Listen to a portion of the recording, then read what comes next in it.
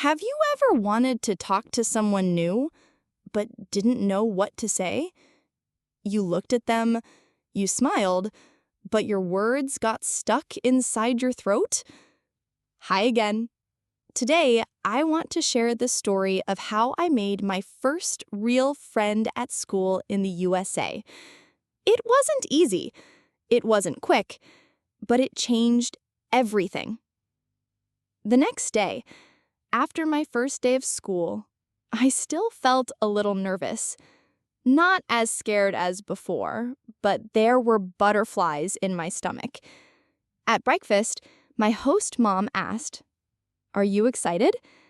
And I said, "I hope today I'd talk to someone." She smiled and said, "Sometimes one hello can lead to something special." I held on to that thought. When I walked into English class, I saw Zoe again, the girl who shared her chips yesterday. She looked up and smiled at me. "Hey," she said. I smiled back, but inside, I was thinking, should I say something more? What if I sound silly? Class started. The teacher talked about a short story we read the day before. Then she asked us to talk in pairs. Zoe turned to me. "Want to do it together?" "Yes," I said quickly. Too quickly. We both laughed. The story was about a boy who found a cat in the snow. Zoe asked, "Do you like cats?" "I like them, but I never had one." We talked about pets, then favorite books, then music, again. It felt easy. I didn't think too much. I just talked. When the teacher asked for answers, Zoe looked at me and said, "You explain. You got this." And I did. My voice was a little shaky, but I spoke in front of the class. She gave me a thumbs up. During the short break, I went to the water fountain. Suddenly, someone tapped my shoulder. It was Zoe. She said, "Want to come sit with me during lunch again?" I smiled so wide. "Really?" "Of course," she said. "You're cool." That one sentence stayed with me all day. In the cafeteria, I found her table. She was with Maya and Leela again. This time, I sat with confidence. Zoe said, "You have to try this chocolate milk. It's actually not bad." She gave me hers. I laughed. Maya asked, "Do you guys have school lunch in your country?" I told them about food in my hometown. Rice, vegetables, fried egg. They listened with interest. Then we started joking about cafeteria food. Why is pizza always kind of soggy? Why does spaghetti come with a hot dog? We laughed and laughed. I forgot I was in a new place. I felt like I belonged. After lunch, in history class, the teacher announced a group project. 4 people. 3 days to complete. I looked around, then Zoe turned to me. "You want to be in my group?" "Yes," I said. She waved to Maya and Jack. We were a group.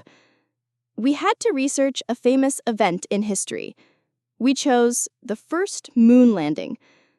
Zoe said, "I'll do the slides." Maya said, "I'll find pictures." Jack said, "I'll speak." They looked at me. "What do you want to do?" I said, "I can help write the script. I like writing." Zoe smiled. "Perfect. We'll be the best team ever." That afternoon, we stayed a little longer in the school library to work. It was quiet. I liked the smell of books. Zoe sat beside me. We looked up facts, wrote notes, and shared ideas. Sometimes we got distracted. We talked about dreams. Zoe said she wants to be a vet. I said I want to travel the world. She said, "Whoa, step 1, you came here." I smiled. When we left the library, it was raining again. Just like yesterday. Zoe pulled out her umbrella. "This is becoming a habit," she said.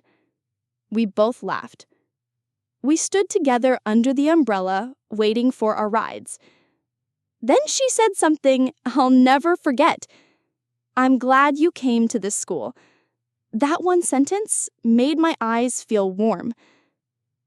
That night, Zoe sent me a message.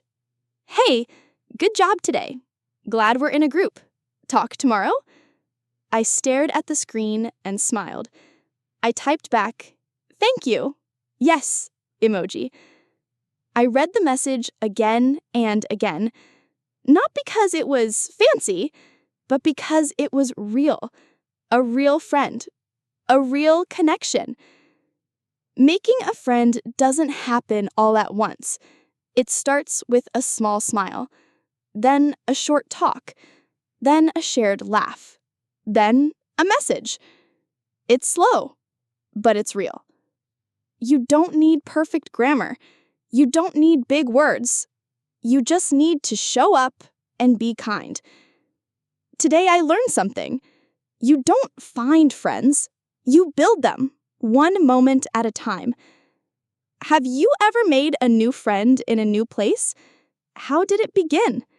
What did you talk about first? Tell me in the comments. I'd love to hear your story. And if you liked this story, don't forget to follow for more. I can't wait to share the next part with you. Thanks for spending time with me. You're not just learning English, you're building something too. See you next time.